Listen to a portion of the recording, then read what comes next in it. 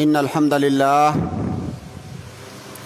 نحمده ونستعينه ونستغفره ونعوذ بالله من شرور أنفسنا ومن سيئات أعمالنا من يهده الله فلا مضل له ومن يضلل فلا هادي له وأشهد أن لا إله إلا الله وحده لا شريك له وأشهد أن محمدًا عبده ورسوله أما بعد فإن خير الحديث كتاب الله وخير الهدي هدي محمد صلى الله عليه وسلم وشر الأمور محدثاتها وكل محدثة بدعة وكل بدعة ضلالة وكل ضلالة في النار.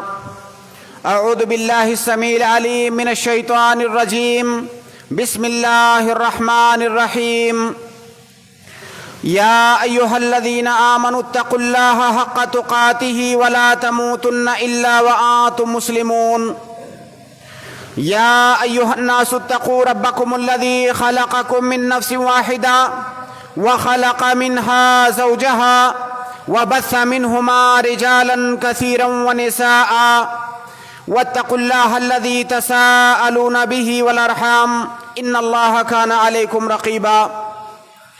يا أيها الذين آمنوا اتقوا الله وقولوا قولا سديدا يصلح لكم أعمالكم ويغفر لكم ذنوبكم ومن يطع الله ورسوله فقد فاز فوزا عظيما. معزز سامعین کرام، حاضرین جمعہ، دینی و ملی بھائیوں، ابھی اس وقت ہم اشہر حج سے گزر رہے ہیں. اشہر حج جو کہ شوال، ذی قعدہ اور ذی الحجہ کا مہینہ، یہ اشہر حج کہلاتا ہے. اور انہی مہینوں میں حجاج کرام اپنے اپنے گھروں سے نکل کر کے اللہ رب العالمین کے دربار میں حاضر ہوتے ہیں اور حج کا شعیرہ ادا کرتے ہیں. سامعین کرام، حج ایک بہت عظیم عبادت ہے، بلکہ یہ اسلام کا ایک رکن ہے. حج اسلام کا بہت بڑا شعیرہ، اس کی بہت بڑی علامت ہے اور اس کی بہت زیادہ فضیلت ہے. اگر اس کی سب سے بڑی فضیلت دیکھی جائے تو حج کی فضیلت یہ ہے کہ الحج المبرور لیس لہ جزاء الا الجنہ. اگر کوئی مقبول حج ہے تو اس مقبول حج کا ایک ہی بدلہ ہے اور وہ بدلہ ہے جنت. اور اگر اللہ رب العالمین ہمارے کسی عمل پر ہم سے یہ وعدہ کر دے کہ ہم تمہیں اس عمل پر جنت ہی دیں گے تو اس کے بعد ہمیں اور کیا چاہیے. اسی طرح سے حج کے سلسلے میں اللہ کے نبی صلی اللہ علیہ وسلم کی ایک حدیث ہے کہ بندہ جب حج کر کے واپس لوٹتا ہے تو اپنے گناہوں سے، ماضی میں کیے گئے گناہوں سے اسی طرح سے پاک ہوتا ہے جس طرح سے ایک نومولود بچہ جب اپنی ماں کے پیٹ سے جنم لیتا ہے. تو حج کی بہت ساری فضیلتیں ہیں اور خوش قسمت ہیں وہ لوگ جنہیں اللہ رب العالمین توفیق دیتا ہے، جنہیں اللہ رب العالمین استطاعت دیتا ہے اور وہ حج کر پاتے ہیں. لیکن حج یہ تمام لوگوں پر فرض نہیں ہے. حج کی فرضیت کے لیے کچھ شرطیں ہیں، کچھ کنڈیشنز ہیں. اگر کسی کے اندر وہ شرطیں پائی گئیں تبھی اس کے اوپر حج واجب ہوگا، ورنہ اس کے اوپر حج واجب نہیں ہے. انہی شرطوں میں سے ایک شرط یہ ہے کہ بندہ مالی طور سے استطاعت رکھتا ہو، مالی طور سے قدرت رکھتا ہو، اس کے پاس اتنا مال ہو کہ اپنے اہل و عیال کا نفقہ چھوڑ دینے کے بعد زائد اتنا اضافی مال بچتا ہو جس سے وہ مکہ جا کر کے، مکہ کا سفر کر کے حج کا فریضہ انجام دے کر کے واپس آ سکتا ہو۔ اگر کسی کے پاس اتنا مال نہیں ہے تو اس کے اوپر حج فرض نہیں ہے۔ اسی طرح سے حج کی فرضیت کے لیے ایک شرط یہ ہے کہ بندہ جس طرح سے مالی طور سے مستطیع ہو اسی طرح سے جسمانی طور سے بھی اس کے پاس استطاعت ہو۔ ایسا نہ ہو کہ اس کی جسمانی حالت، اس کی صحت کی کنڈیشن اس بات کی اجازت نہ دیتی ہو کہ وہ سفر کر سکے۔ اگر کوئی انسان مریض ہے، مکہ کا سفر نہیں کر سکتا ہے، معذور ہے، تو اس کے اوپر حج فرض نہیں ہے۔ سامعین کرام، ہم میں سے بہت سارے لوگ ایسے ہیں جو حج کی استطاعت رکھتے ہیں، مالی طور سے مستطیع ہیں، جسمانی طور سے بھی ان کے پاس طاقت ہے کہ وہ مکہ کا سفر کر سکتے ہیں، لیکن کئی سارے انظمہ کی وجہ سے، کئی سارے قوانین کی وجہ سے، قانونی پیچیدگیوں میں پھنس کر کے وہ حج کو نہیں جا پاتے ہیں، یا اور ان کے پاس کوئی عذر آ جاتا ہے جس کی بنیاد پر وہ حج کرنے نہیں جا سکتے۔ اسی طرح سے کچھ ایسے لوگ بھی ہوتے ہیں، بلکہ اکثریت ایسے ہی لوگوں کی ہے جن کے پاس اتنا مال نہیں ہے کہ وہ مکہ کا سفر کر سکیں اور حج کی عبادت کر سکیں، ان کے پاس اتنا مال نہیں ہے۔ سامعین کرام، آج کے خطبے میں اس سے متعلق کچھ ایسی باتیں کرنے والا ہوں جنہیں سن کر کے ہر مسلمان کو خوش ہو جانا چاہیے۔ یہ ایک طور سے خوشخبری ہے، ہمارے لیے بشارت ہے۔ وہ باتیں جو حج کے سلسلے میں چند باتیں میں کہنے جا رہا ہوں، ہر مسلمان کو اسے اپنے لیے خوشخبری کے طور پر لینا چاہیے۔ سامعین کرام، اگر کسی وجہ سے مالی استطاعت کے باوجود ہم حج کو نہیں جا سکے، یا ہمارے پاس مالی استطاعت نہیں ہے، یا ہمارے پاس بدنی استطاعت نہیں ہے، ہم حج کو نہیں جا سکے، تو اللہ رب العالمین نے اپنے فضل سے پورے سال میں کئی ایسے مواقع ہم کو دیے ہیں جن مواقع سے فائدہ اٹھا کر کے ہم حج اور عمرے کا ثواب اپنے گھر میں بیٹھ کر کے حاصل کر سکتے ہیں۔ ایسے کئی سارے اعمال ہیں، میں یہاں پر چند اعمال کا ذکر کر رہا ہوں۔ ان میں سے بعض اعمال تو انتہائی آسان ہیں جسے ہر انسان 24 گھنٹہ کر سکتا ہے۔ اگر وہ ان اعمال کو کرے تو انشاءاللہ اسے حج اور عمرے کا ثواب گھر بیٹھے بغیر کسی بڑی مشقت کے حج اور عمرے کا اجر اسے ملے گا۔ سب سے پہلا عمل، اگر کوئی انسان حج کے لیے مستطیع ہے، جسمانی طور سے بھی مستطیع ہے، مالی طور سے بھی مستطیع ہے، اس نے کوشش بھی کیا لیکن عین ٹائم پر وہ حج کرنے نہیں جا سکا، اس کا حج پاس نہیں ہوا قانونی طور سے، یا عین ٹائم پہ بیمار ہو گیا، مکمل طور سے عزم مصمم تھا حج کو جانے کے لیے، ہر طرح کی تیاری تھی، مکمل ارادہ تھا، اس کے باوجود کوئی ایسا عذر آ گیا جس کی بنیاد پر وہ انسان حج کرنے نہیں جا سکا۔ ایسی صورت میں اللہ رب العالمین اس آدمی کو اس کی سچی نیت اور اس کے عزم مصمم کی بنیاد پر حج کا اجر دے گا، جبکہ اس نے کوئی حج نہیں کیا ہے۔ فقط نیت کی بنیاد پر، عزم مصمم کی بنیاد پر، جو کہ کسی عذر کی بنیاد پر وہ پوری نہیں کر سکا، اللہ رب العالمین حج کا اجر اسے دے گا۔ اللہ کے نبی صلی اللہ علیہ وسلم کی حدیث ہے، انس بن مالک رضی اللہ تعالیٰ عنہ روایت کرتے ہیں کہ ان رسول اللہ صلی اللہ علیہ وسلم رجع من غزوۃ تبوک، اللہ کے نبی صلی اللہ علیہ وسلم غزوہ تبوک سے لوٹ رہے تھے۔ فدنا من المدینہ، جب مدینہ کے قریب پہنچے تو آپ نے فرمایا ان بالمدینۃ اقواما ما سرتم مسیرا ولا قطعتم وادیا الا كانوا معکم، کچھ لوگ ایسے ہیں مدینہ کے اندر جو ہمارے ساتھ جنگ پر نہیں جا سکے تھے، لیکن یہ لوگ جو مدینہ کے اندر بیٹھے ہوئے ہیں، تم جہاں جہاں گئے ہو، کسی بھی وادی میں گئے ہو، کوئی بھی مسافت طے کیے ہو، جو اعمال بھی تم نے جنگ پر جا کر کے کیے ہیں، ان تمام اعمال میں وہ تمہارے ساتھ تھے جبکہ وہ مدینہ کے اندر ہیں۔ صحابہ کرام نے تعجب سے پوچھا، قالوا یا رسول اللہ وہم بالمدینہ، کیا یہ لوگ مدینہ میں ہیں؟ یعنی مدینہ میں ہوتے ہوئے بھی وہ ہمارے ساتھ ہیں، ہمارے اعمال میں شریک ہیں، انہیں اسی طرح سے اجر مل رہا ہے جس طرح سے ہمیں اجر مل رہا ہے؟ تو اللہ کے نبی صلی اللہ علیہ وسلم نے فرمایا وہم بالمدینہ حبسہم العذر، وہ لوگ مدینہ کے اندر بیٹھے ہیں، ان کی نیت تھی، پکا ارادہ تھا جنگ پر جانے کے لیے، لیکن کسی عذر کی بنیاد پر وہ نہیں جا سکے، تو اللہ رب العالمین نے ان کی نیت کی بنیاد پر انہیں مکمل طور سے وہی اجر دیا جو اجر تمہیں دیا۔ بعض دیگر روایتوں میں ہے کہ حبسہم المرض، بیماری کی وجہ سے وہ جنگ کو نہیں جا سکے تھے۔ تو اگر کوئی انسان کسی عمل کا مکمل ارادہ کرتا ہے، اس کے لیے وسائل اختیار کرتا ہے، تمام طرح کی تدبیریں کرتا ہے، لیکن مشیت الہی کی بنیاد پر اس کا وہ کام مکمل نہیں ہو پاتا ہے، کوئی عذر آ جاتا ہے اس کے پاس، ایسی صورت میں اللہ رب العالمین اسے اس عمل کا مکمل اجر دے گا۔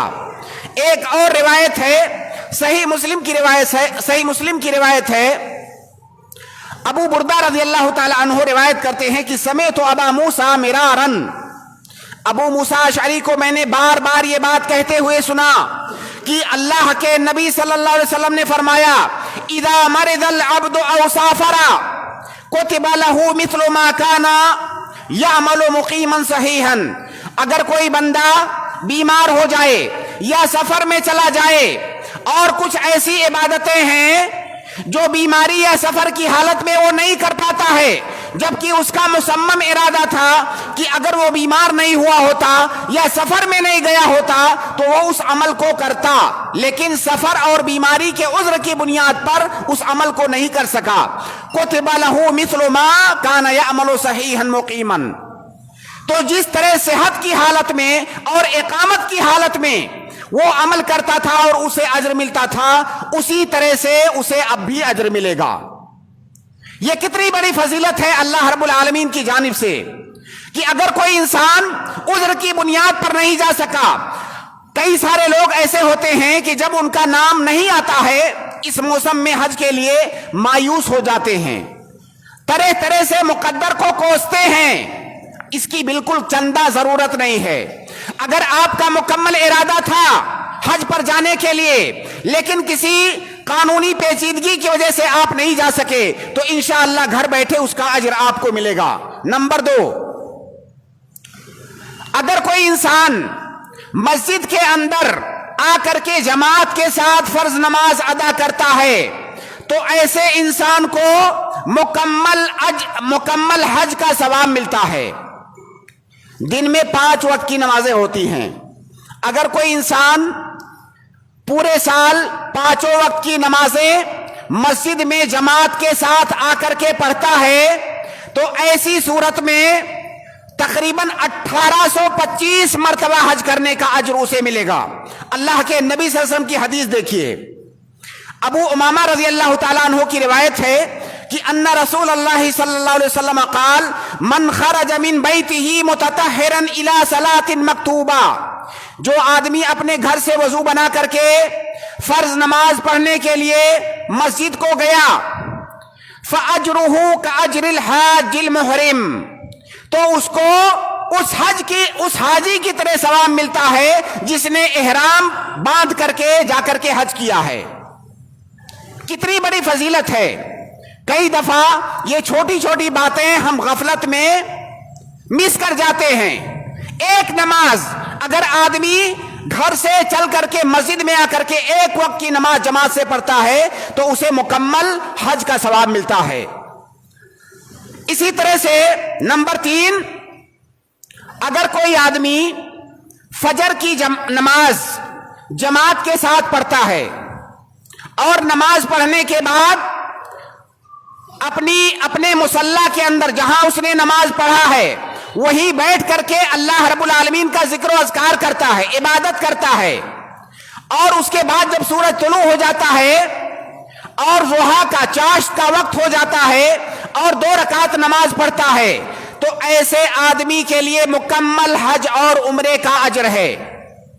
اللہ کے نبی صلی اللہ علیہ وسلم کی حدیث ہے، انس ابن مالک رضی اللہ تعالیٰ عنہ کی روایت ہے کہ اللہ کے نبی صلی اللہ علیہ وسلم نے فرمایا، من صلی الغداۃ فی جماعۃ، جس نے فجر کی نماز جماعت میں پڑھا، ثم قعد یذکر اللہ حتی تطلع الشمس، پھر بیٹھ کر کے اللہ رب العالمین کا ذکر کرتا رہا یہاں تک کہ سورج طلوع ہو گیا، ثم صلی رکعتین، سورج طلوع ہو جانے کے بعد 2 رکعت نماز پڑھی، نفلی نماز، کانت لہو کاجر حجۃ و عمرۃ، تو اس کے لیے ایک حج اور ایک عمرے کا اجر ہے۔ ایسا انسان جو فجر کی نماز جماعت کے ساتھ پڑھا، جماعت کے ساتھ پڑھنے کے بعد مسجد میں بیٹھا رہا، ذکر و اذکار کرتا رہا، ایسے آدمی کے لیے مکمل حج اور عمرے، اور اس کے بعد 2 رکعت صلاۃ الضحیٰ یعنی چاشت کی نماز پڑھا۔ بعض لوگ اس کو صلاۃ الضحیٰ بولتے ہیں، بعض لوگ چاشت کی نماز بولتے ہیں، بعض لوگ صلاۃ الاوابین بولتے ہیں، بعض لوگ صلاۃ الاشراق بولتے ہیں۔ یہ تمام ایک ہی نمازوں کے نام ہیں، اس میں آپ کو کنفیوژن نہیں ہونا چاہیے کہ یہ الگ الگ نمازیں ہیں۔ چاشت کا مطلب، چاشت یہ فارسی کا لفظ ہے اور ضحیٰ یہ عربی کا لفظ ہے، اشراق بھی عربی کا لفظ ہے، سب کا ایک ہی معنی ہوتا ہے۔ جب سورج طلوع ہو جائے تو طلوع ہونے کے بعد جب سورج چمکیلا ہو جائے، چمکدار، اس کی روشنی تیز ہو جائے، تو اس وقت کو وقت الضحیٰ کہا جاتا ہے۔ تو اس وقت وہ 2 رکعت نماز پڑھے تو اس کے لیے مکمل حج اور عمرے کا ثواب ہے۔ اس کے لیے 3 شرطیں ہیں یہ ثواب پانے کے لیے۔ پہلی شرط یہ ہے کہ فجر کی نماز وہ جماعت کے ساتھ پڑھے، اور یہ جماعت اگر مسجد میں جانا اس کے لیے فرض ہے، وہ ایسا آدمی ہے جس کا مسجد میں جانا فرض ہے، تب تو مسجد میں جا کر کے اسے پڑھنا ہے۔ لیکن اگر اس کے پاس کوئی عذر ہے، اس نے گھر میں وہ نماز پڑھ لیا عذر کی بنیاد پر، ظاہر ہے جس کے پاس عذر ہے وہ گھر میں نماز پڑھ سکتا ہے، جیسے کوئی بیمار آدمی ہے یا کوئی مسافر آدمی ہے، وہ اس کے پاس جماعت نہیں ہے تو اس نے اکیلے پڑھ لیا، یا چند لوگ ہیں جماعت بنا کر کے پڑھ لیے، تو وہ بھی اس کے اندر داخل ہے۔ تو پہلی شرط یہ ہے کہ جماعت کے ساتھ پڑھے وہ آدمی جس کے اوپر جماعت فرض ہے۔ دوسری شرط یہ ہے کہ نماز پڑھنے کے بعد وہ اللہ رب العالمین کا ذکر و اذکار کرتا رہے۔ اگر نماز پڑھنے کے بعد مسجد میں بیٹھا ادھر ادھر کی باتیں کر رہا ہے، یا بیٹھ کر کے اونگ رہا ہے، کسی کے ساتھ گپ مار رہا ہے، یا ایسے ہی بیٹھا ہوا ہے، تو اس کو یہ فضیلت نہیں ملے گی۔ یہ فضیلت پانے کے لیے ضروری ہے کہ ذکر و اذکار کریں۔ ذکر و اذکار سے مراد آپ تسبیح، تحمید، تحلیل، قرآن کی تلاوت، دعا، یا جو ہے اس طرح کی کوئی بھی عبادت جو اس وقت آپ کر سکتے ہیں وہ عبادت آپ کرتے رہیں۔ البتہ اگر کوئی ایسا عذر آ گیا جس کی بنیاد پر انقطاع آ گیا، جیسے کسی کا وضو ٹوٹ گیا، وہ چاہتا ہے کہ میں باوضو رہوں، یا کسی کو قضائے حاجت کی ضرورت پڑ گئی، وہ اس کے لیے نکل گیا، تو ایسی صورت میں یہ انقطاع نہیں مانا جائے گا۔ کوئی آ کر کے آپ سے سلام کر لیا، درمیان میں آپ نے سلام کا جواب دے دیا، یہ انقطاع نہیں ہے۔ کسی کو چھینک آ گئی، الحمدللہ بولنے لگا، یا کسی دوسرے کو چھینک آ گئی، آپ اس کا جواب دینے لگے۔ بہرحال اگر عذر کی بنیاد پر کوئی انقطاع ہے تو اسے انقطاع نہیں کہا جائے گا۔ تیسری شرط یہ ہے کہ نماز پڑھنے کے بعد اپنے مصلی میں بیٹھا رہے۔ اس میں علماء کے درمیان اختلاف ہے کہ جس جگہ پر نماز پڑھا ہے کیا اسی جگہ پر بیٹھنا ضروری ہے، یا پوری مسجد میں کہیں پر بھی بیٹھ کر کے ذکر و اذکار کر سکتا ہے۔ صحیح بات یہ ہے کہ اسی جگہ پر بیٹھنا یہ ضروری نہیں ہے۔ آپ نے اس مسجد میں نماز پڑھا، نماز پڑھنے کے بعد مسجد کے کسی بھی حصے میں بیٹھ کر کے آپ ذکر و اذکار کر سکتے ہیں، اور اس کی دلیل یہ ہے کہ اللہ کے نبی صلی اللہ علیہ وسلم نماز پڑھنے کے بعد صحابہ کرام کی طرف التفات کرتے تھے، کئی دفعہ اٹھ کر کے دوسری جگہ پر جا کر کے بیٹھتے تھے، تو اور اس کے بعد اللہ کے نبی صلی اللہ علیہ وسلم بیٹھے رہتے یہاں تک کہ سورج طلوع ہو جاتا، پھر 2 رکعت نماز پڑھتے۔ تو اگر آپ مسجد کے اندر ہیں، مسجد سے باہر نہیں ہیں، تو آپ اس فضیلت کے اندر داخل ہیں۔ اب مسئلہ عورتوں کا ہے، وہ عورتیں جو گھروں کے اندر نماز پڑھتی ہیں، کیا وہ بھی اس فضیلت کے اندر داخل ہیں؟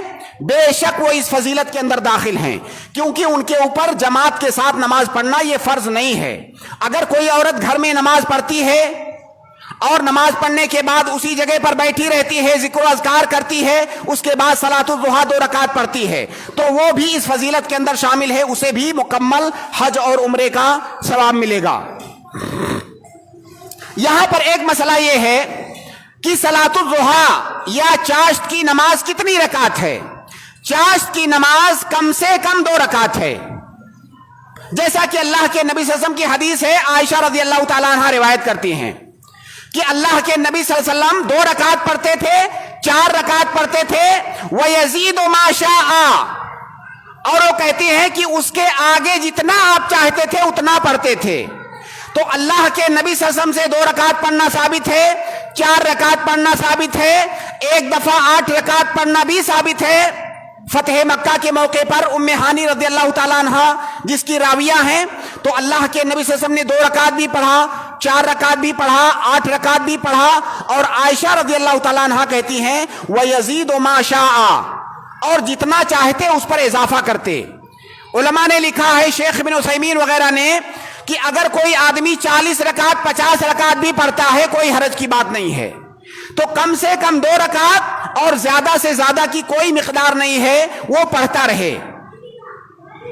صلاۃ الضحیٰ کا ٹائم کب ہے؟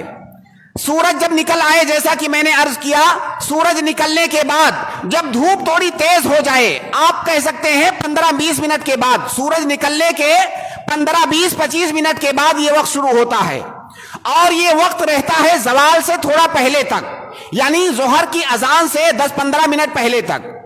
اس پورے وقت کے اندر صلاۃ الضحیٰ پڑھنا یہ جائز ہے. اور صلاۃ الضحیٰ پڑھنے کا 2 طریقہ ہے. ایک طریقہ تو جو یہاں میں نے بتایا کہ اگر کوئی فجر کی نماز پڑھ کے ذکر و اذکار کرتا رہتا ہے پھر صلاۃ الضحیٰ پڑھتا ہے تو اس کے لیے حج اور عمرے کا ثواب ہے. یہ پہلی شکل ہے. دوسری شکل یہ ہے کہ آپ فجر پڑھنے کے بعد بیٹھے نہیں رہتے ہیں, چلے جاتے ہیں, اپنے کام میں مشغول ہو جاتے ہیں, اس کے بعد جب صلاۃ الضحیٰ کا ٹائم ہوتا ہے تو آپ صلاۃ الضحیٰ پڑھتے ہیں, اس کا اجر بھی آپ کو ملے گا, لیکن اس پر حج اور عمرے کا اجر نہیں ہے.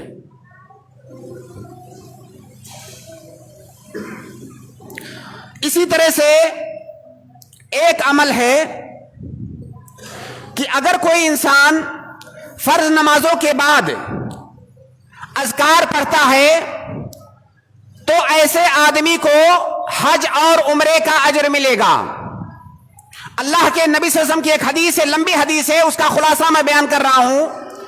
بعض صحابہ کرام اللہ کے نبی صلی اللہ علیہ وسلم کے پاس آئے اور انہوں نے کہا کہ ذهب اہل الدثور بالاجور, ہم میں سے جو مالدار لوگ ہیں, اصحاب ثروت ہیں, وہ تو سارا اجر لے کر کے چلے گئے. ہم غریب ہیں اور وہ مالدار ہیں.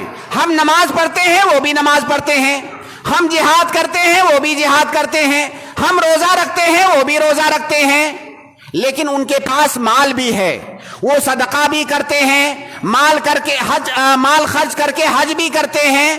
ہم ان کی برابری کیسے کریں؟ سارا اجر تو وہ لے کے گئے. اللہ کے نبی صلی اللہ علیہ وسلم نے فرمایا کہ میں تمہیں ایک ایسا عمل بتا رہا ہوں کہ اگر اس پر عمل کرو گے تو تمہاری برابری کوئی نہیں کر پائے گا. یہ سارے اعمال جو تم نے گنائے ہیں جو اصحاب ثروت کرتے ہیں, ان تمام اعمال کا اجر تمہیں ملے گا. اور اس حدیث کے اندر حج اور عمرے کا حج کا ذکر بھی ہے. گویا کہ اگر یہ عمل کوئی کرتا ہے تو اسے حج کا اجر بھی ملے گا. اور وہ عمل کیا ہے؟ اللہ کے نبی صلی اللہ علیہ وسلم نے بتایا کہ فرض نماز پڑھنے کے بعد 33 بار سبحان اللہ کہے, اور اسی طرح 33 بار الحمدللہ کہے, اور 33 بار اللہ اکبر کہے, اور 1 بار لا الہ الا اللہ وحدہ لا شریک لہ لہ الملک و لہ الحمد وہو علی کل شیء قدیر. یہ اذکار آپ نماز کے بعد اگر کرتے ہیں تو یہ سارے اعمال جو آپ نہیں کر پا رہے ہیں, حج و عمرہ, صدقہ و خیرات, ان تمام اعمال کا اجر آپ کو ملے گا. سامعین کرام, یہ کتنا آسان سا عمل ہے. اس میں 2-3 منٹ 5 منٹ زیادہ سے زیادہ 5 منٹ لگے گا. اگر کوئی انسان ہر نماز کے بعد یہ عمل دہراتا ہے تو آپ سوچئے کہ 5 بار, دن میں 5 بار اس کے پاس یہ فرصت ہے اور یہ موقع ہے کہ وہ آدمی حج اور عمرے کا ثواب حاصل کر سکتا ہے. اسی طرح صدقات و خیرات کا ثواب حاصل کر سکتا ہے. یہ جو تسبیح ہے نماز کے بعد, اس کو پڑھنے کا 4 طریقہ ہے. اس کے 4 طرح کے صیغے وارد ہوئے اور تمام صیغے اللہ کے نبی صلی اللہ علیہ وسلم کی صحیح احادیث کے اندر ثابت ہیں. پہلا صیغہ تو معروف صیغہ ہے کہ کوئی انسان 33 بار سبحان اللہ پڑھے، 33 بار الحمدللہ، 33 بار اللہ اکبر، اور یہ 99 ہو گیا. اور 100ویں بار پڑھے لا الہ الا اللہ وحدہ لا شریک لہ لہ الملک و لہ الحمد وہو علی کل شیء قدیر. یہ ایک طریقہ ہوا. دوسرا طریقہ یہ ہے کہ 33 بار سبحان اللہ، 33 بار الحمدللہ اور 34 بار اللہ اکبر، یہ بھی 100 ہو گیا. تیسرا طریقہ یہ ہے کہ 10 بار سبحان اللہ، 10 بار الحمدللہ اور 10 بار اللہ اکبر، یہ تیسرا طریقہ ہوا. چوتھا طریقہ یہ ہے کہ 25 بار سبحان اللہ، 25 بار الحمدللہ، 25 بار اللہ اکبر اور 25 بار لا الہ الا اللہ. اور یہ چاروں ہی طریقے نماز کے بعد کے اذکار کے سلسلے میں اللہ کے نبی صلی اللہ علیہ وسلم کی صحیح احادیث کے اندر ثابت ہیں. اور ان کو پڑھنے کا بھی 2 طریقہ ہے. ایک طریقہ یہ ہے، جیسے مان لیجئے آپ 33 بار پڑھنا چاہتے ہیں تو آپ تینوں چیزیں سبحان اللہ والحمدللہ واللہ اکبر، پھر سبحان اللہ والحمدللہ واللہ اکبر، اس طرح سے آپ 33 بار پڑھیں. اور دوسرا طریقہ یہ ہے کہ ایک کو پہلے ختم کر لیں سبحان اللہ کو 33 بار، اس کے بعد پھر اللہ اکبر پڑھائیں، پھر اس کو 33 بار پڑھیں. تو دونوں طریقے اللہ کے نبی صلی اللہ علیہ وسلم کی حدیث کے اندر یہ دونوں ہی طریقے ثابت ہیں. اسی طرح سے ایک عمل ہے جس پر حج اور عمرے کا ثواب ملتا ہے. وہ عمل ہے کہ کوئی انسان اگر مسجد کے اندر آتا ہے، علم سیکھنے کے لیے آتا ہے، دین سیکھنے کے لیے آتا ہے، دروس کے اندر محاضرات کے اندر شریک ہونے کے لیے آتا ہے، تو ایسے آدمی کو مکمل حج کا اجر ملے گا. اللہ کے نبی صلی اللہ علیہ وسلم کی حدیث ہے، آپ نے فرمایا کہ من غدا الی المسجد لا يريد الا ان يتعلم خيرا او يعلمه كان له كاجر حاج تاما حجه. اگر کوئی انسان مسجد آتا ہے، اس مقصد سے آتا ہے وہاں پر درس ہو رہا ہے، وہاں پر کوئی درس ہو رہا ہے، دین سکھایا جا رہا ہے، اگر اسی درس کو سننے کے لیے، دین سیکھنے کے لیے یا دین سکھانے کے لیے آتا ہے، ایسی صورت میں اسے مکمل حج کا اجر ملے گا. اسی طرح سے رمضان کے اندر عمرہ کرنے کا اجر بھی حج کے برابر ہے. ایک صحابیہ تھی، وہ کسی وجہ سے حج نہیں کر سکی. اللہ کے نبی صلی اللہ علیہ وسلم جب حج سے واپس آئے تو آپ نے پوچھا، ان کا نام تھا ام سنان، آپ نے پوچھا حج کرنے کیوں نہیں گئی؟ انہوں نے کہا اللہ کے نبی صلی اللہ علیہ وسلم ہمارے پاس 2 ہی اونٹ ہیں، ایک اونٹ لے کر کے میرے شوہر حج پہ چلے گئے. ظاہر ہے اس زمانے میں اونٹ ہی ایک سواری ہوا کرتی تھی، پیدل تو جا نہیں سکتے تھے. ایک اونٹ لے کر کے میرے شوہر حج کو چلے گئے، اور جو دوسرا اونٹ ہے وہ گھر میں کام کاج کے لیے ہے، پانی وغیرہ لاتے ہیں یا جو بھی کام پر ضرورت پڑتی ہے وہ اسے ہوتا ہے، تو ہمارے پاس سواری نہیں تھی اس لیے ہم نہیں جا سکے. اللہ کے نبی صلی اللہ علیہ وسلم نے ان کو تسلی دیتے ہوئے فرمایا فَإِنَّ عُمْرَةً فِي رَمَضَانَ تَقْضِي حَجَّةً أَوْ حَجَّةً مَعِي. بعض روایات میں ہے تعدل حجتن. رمضان کے اندر اگر جا کر کے عمرہ کر لو گی تو یہ حج کے برابر ہے، یا آپ نے فرمایا کہ میرے ساتھ حج کے برابر ہے. تو اگر کوئی انسان حج کے موسم میں اسے موقع نہیں ملا حج پر جانے کا، اور وہ رمضان میں جا کر کے عمرہ کرتا ہے، تو انشاءاللہ اسے حج کا ثواب ملے گا. اسی طرح سے ایک اور فضیلت ہے، یہ فضیلت بدقسمتی سے ہم لوگوں کو یہاں پر نہیں مل سکتی ہے. یہ فضیلت ان لوگوں کے لیے ہے جو سعودیہ کے اندر ہیں، خاص طور سے جو مدینہ کے اندر ہیں. اگر کوئی انسان مسجد قباء جاتا ہے، جو کہ مدینہ کے اندر کی مسجد ہے، اسلام کی سب سے پہلی مسجد، اگر کوئی انسان مسجد قباء جاتا ہے اور وہاں پر 2 رکعت نماز پڑھتا ہے، تو ایسے آدمی کو عمرے کا ثواب ملے گا. اللہ کے نبی صلی اللہ علیہ وسلم کی حدیث ہے کہ من تطہر فی بیتہ ثم اتى مسجد قباء فصلى فيه صلاة كان له كأجر عمرة. کسی آدمی نے اپنے گھر میں وضو کیا اور مسجد قباء گیا، وہاں پر جا کر کے نماز پڑھی، کم سے کم 2 رکعت نماز، تو اس کو عمرے کا اجر ملے گا. اسی طرح سے یہاں پر ایک بات جاننا یہ ضروری ہے سامعین کرام یہ ساری تقریباً یہ 8 اعمال کا میں نے ذکر کیا کہ اگر ہم گھر بیٹھے حج اور عمرے کا ثواب ان اعمال کو کر کے حاصل کر سکتے ہیں، لیکن یہاں پر ایک بات واضح رہنی چاہیے کہ یہاں پر جو الگ الگ اعمال میں کہا گیا ہے کہ اس پر حج کا ثواب ہے، اس پر عمرے کا ثواب ہے، یا اس پر حج اور عمرے کا اجر ملے گا، اس سے مراد کیا ہے؟ اس سے مراد علماء کہتے ہیں المراد بہ الجزاء للاجزاء۔ اس کا مطلب یہ ہے کہ اس کو اجر ملے گا، اور اجر ملنے کا مطلب یہ نہیں ہے کہ اب اسے حج نہیں کرنا ہے۔ اگر اس کے اوپر حج واجب ہے تو اگلے سال اسے پھر ٹرائی کرنا ہے۔ حج کا جو وجوب ہے وہ ساقط نہیں ہوا، اسے حج کا اجر ملے گا۔ دوسری بات کہ المراد بہ قدر الاجر لا جنس الاجر ولا نوع الاجر۔ اس کا مطلب یہ ہے کہ دیکھیے الگ الگ اعمال ہوتے ہیں، ان کے ثواب کی نوعیت بھی الگ الگ ہوتی ہے۔ حج کے ثواب کی نوعیت کچھ اور ہے، نماز کے ثواب کی نوعیت کچھ اور ہے۔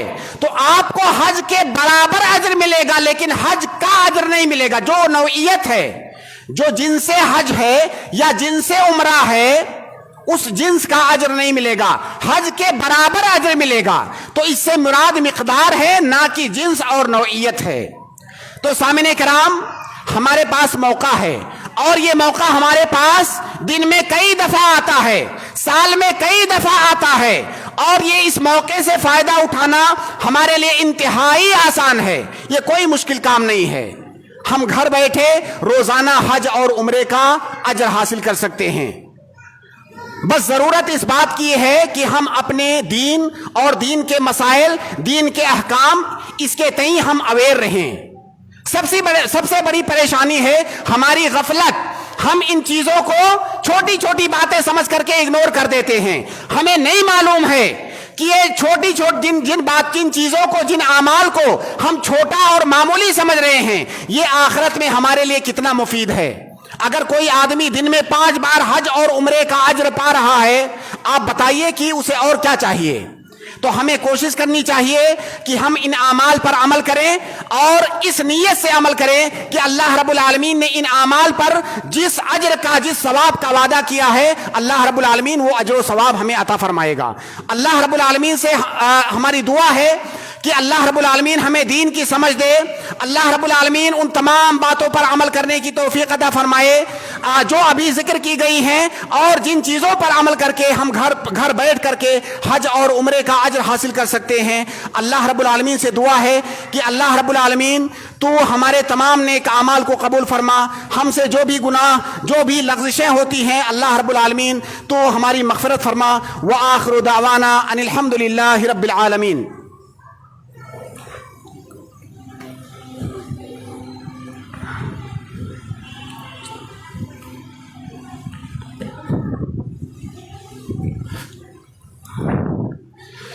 ان الحمد لله نحمده ونستعينه ونستغفره ونعوذ بالله من شرور انفسنا ومن سيئات اعمالنا، من يهده الله فلا مضل له ومن يضلل فلا هادي له، واشهد ان لا اله الا الله وحده لا شريك له، واشهد ان محمدا عبده ورسوله، اما بعد، ان الله وملائكته يصلون على النبي يا أيها الذين آمنوا صلوا عليه وسلموا تسليما، اللهم صل على محمد وعلى آل محمد كما صليت على إبراهيم وعلى آل إبراهيم إنك حميد مجيد، اللهم بارك على محمد وعلى آل محمد كما باركت على إبراهيم وعلى آل إبراهيم إنك حميد مجيد۔ عباد الله رحمني ورحمكم الله، إن الله يأمر بالعدل والإحسان وإيتاء ذي القربى وينهى عن الفحشاء والمنكر والبغي يعظكم لعلكم تذكرون، فاذكروا الله يذكركم واشكروه على نعمه يزدكم، ولذكر الله أكبر والله يعلم ما تصنعون۔ قوموا للصلاة۔